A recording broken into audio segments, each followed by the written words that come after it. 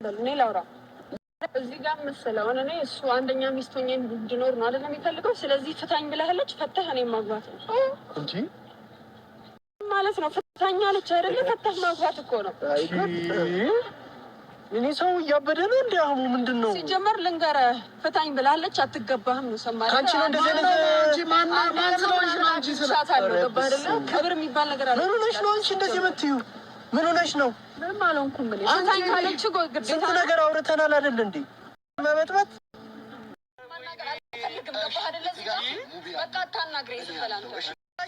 ፍታ እንዴት ነው የምትይኝ አንቺ? እንዴት ነው እኔ ነው ማስፈልገኝ ሚስቴና ሸታም ነህ ፏድ፣ በጣም ሸታም ነህ። እሺ በጣም ከዚህ አበዛሽው በጣም በቃ አይ በጣም ሸታም ነው። ከምር አስመሳይ ነው በጣም ስሚ በቃ ከይሆን እኛልሽ ወይ በጣም አዝና ይለና ተዘቦ ሁለተኛ ሚስት መሆን አልፈልግም፣ ፎዙን ፍታና እኔን አግባኝ እያልችን። አሰላሙ አለይኩም ወራህመቱላሂ ወበረካቱ። እንደውም ሌላ እምነት ተከታይ ሰላም፣ እንዴት ናችሁ? ወዳችሁ ማከብራችሁ ስለምታበረታቱኝ ጀዛከላ ኸይር ጀዛ።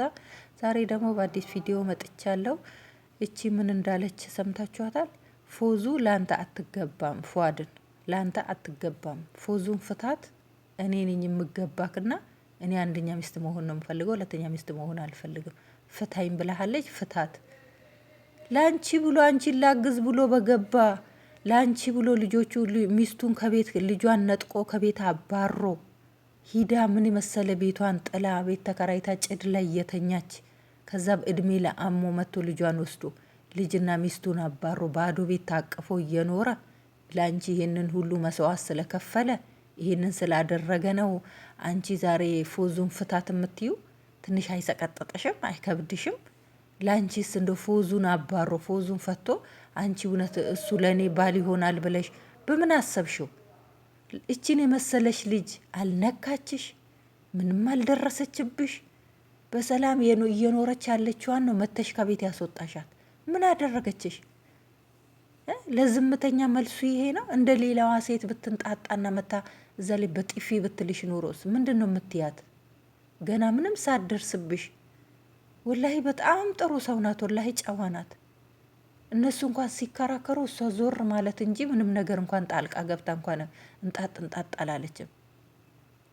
አንተ ደደብ በመሆን ነው እንጂ ማለት ነው። እቺን የመሰለች ሚስት ይዘክ ሌላ ሴት ዞር ብላ አታይም ነበር። ሲጀመር የተሳሳተ ስልክ እንኳን ቢደወልልክ ማንሳት የለብክም ነበር። ትክክለኛ ፎዞን የምትወዳት ቢሆን ማለት ነው። እኔ እኮ ወይ ለቁሳቁስ ወይ ለስሜት ወይ ለሁለተኛ ሚስት ብዬ አይደለም እኮ ለማገዝ ነው። ካገዝክ ቤት ተከራይተላት እቃ ሟላላት የምትሰራበትን ስራ ስጣት። እና ሱሪ ፈተክ ነው እንዴ እሷን የምትረዳት? ግዴታ ያለ እሱ አይሆንም። ሱሪ ካላወለቃችሁ አይሆንም። አልጋ ላይ ካልወደቃችሁ አይሆንም። መረዳዳት በዛ ነው። ስንት የምትረዳበት መንገድ አለ። ፎዙ እኮ በጣም ጥሩ ሰው ናት። ፎዙ የዋህ ሰው ናት። እምቢ እንደማትለኝ እርግጠኛ ሁኜ ነው እዚህ ነገር ውስጥ የገባሁት። ፎዙን የቀየረብኝ አሞ ነው። አንዳንድ ጊዜ የሰው ልጅ የዋህ ሲሆን ደግ ሲሆን ሰው የለኝም ብሎ ሲያስብ አላህ ደግሞ ሰው ይጥልለታል። ለአንተ እሷን ጣለልክ አይደል? ለእሷ ደግሞ አሞን ጣለላት። አሞ ምንም ያደረገው ነገር የለም። ሚስትክን ተንከባከበልክ፣ ልጆችህና ሚስትክ እንዳይበታተኑ ነው ያደረገው። ምንም ያደረገው ነገር የለም። ህይወቴን በጠበጠ የምትለው አንተ ነህ። በገዛ እጅግ ህይወትክን የበጠበጥከው አንተ። ራሷን አጠፋለሁ ብላል። ይሄ ራስ ማጥፋት እኮ በቃ ፋሽን ሆነ እኮ ጭራሽ ፋሽን። እያንዳንዱ እየተነሳ ራሴን አጠፋለሁ ካላገባህኝ ታጥፋ። ቀኗ ከደረሰ አላህ በዚህ ጥፊ ነው ካላት አሁን እንግዲህ እሺ ተታክ ሄደች። ደግ አረገች። ግን እኮ አንዳንድ ጊዜ በተሰፈሩበት ቁና ይሰፈራሉ።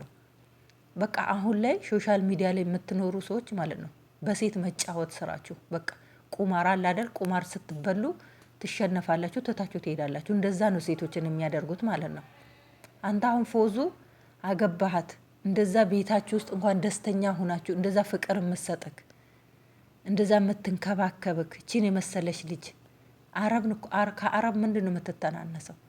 ራሷን የምትጠብቅ አሁን እቺ ኢትዮጵያ ላይ ያለች ነው የምትመስለው። እቺን የመሰለች ሚስት አላህ ሰጥቶክ መጠቀም አላወክበትም፣ አልተጠቀምክበትም። ስላላወክ አልሐምዱሊላህ ረብል ዓለሚን ቤቴን በትዳር ሞላህልኝ፣ በልጅ ሞላህልኝ፣ በጤናም በአፊያም በደስታ ሞላህልኝ። አልሐምዱሊላህ ብለክ አላህን አመስግነክ የምትኖርበት ሰዓት አላመሰግን አልክ።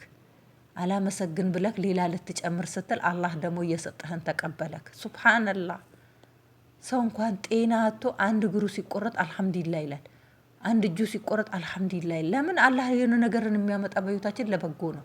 አላህን የማናመሰግን ከሆነ ደግሞ የሰጠንን ነው መልሶ የሚወስደው።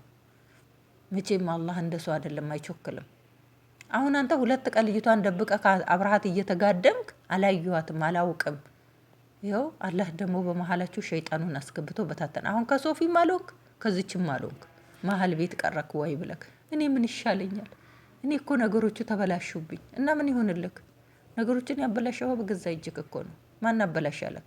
2ኛ ሚስት በዚህ እድሜ ካንተ ፊት ብለህ ምን አስወጣክ ወደ ላይ? አርፈክ አትቀመጥም? አልሐምዱሊላህ ልጅ ሰጥቶሃል። እቺን የመሰለች ሚስት ሰጥቶሃል። አልሐምዱሊላህ ረብል ዓለሚን። ሶሻል ሚዲያውን አውቀህ መታሃል፣ እየሰራክ ነው ከሚስት ጋር ደስ የሚሉ ለሌሎች ሰዎች ለሌሎች ባልና ሚስቶች አስተማሪ የሆነ አዝናኝ የሆነ የሚማሩበት በቃ ምን ያህል መከባበር እንዳለ፣ ምን ያህል መተዛዘን እንዳለ፣ ባል ወደ ቤት ሲገባ ምን ያህል ሚስት ፈገግታዋ በቃ እንዴት እንደሚኖሩ ሁሉ ከእናንተ ብዙ ነገር እየተማረ ነበር ሰው ማለት ነው። ምን አደረግክ አንተ? ጠጋ ባናተ ላይ ወጣና 2ኛ ሚስት ካላገባውኝ 2ኛ ሚስት ማግባት አለብኝ፣ አንቺ ውጪ። በቃ አሁን በቀደም ምንድን ያልከው የሚያሳፍር ነገር ማለት ነው። በቃ የሚፈለገውም ይሄን ነው። ፉዙ ከቤት ወጣለች፣ አጋጣሚው ደስ ይላል። አሁን በዚህ በተፈረሸ በሞቀ ቤት ውስጥ 2ኛ ሚስቴን አመጣለሁ፣ በቃ ልጄንም በደስታ አሳድጋለሁ ከ2ኛ ሚስት ጋር። አንተ ፎዙ ያንን ስትሰማ እንዴት አይደለም ፎዙ ሴት ለተባለ ሰው ያማል ራሱ አባባልክ ማለት ነው። ያቺ ባስተካከለችበት በፈረሸችበት መከራዋን ባየችበት ሌላዋ ያለፈችበት ሚስት አምጥቼ ያስቀምጣለሁ ስትል እማያም መሰለክ? በጣም ነው የሚቆረቁረው ማለት ነው። አንዳንድ ጊዜ የሆነ ነገር ራሳችን መስሎ የምናደርገው ነገር መልሶ ተጠምጥሞ ነው ጠላት የምንሆነው በራሳችን ላይ ማለት ነው። ለምናደርገው ነገር አስበን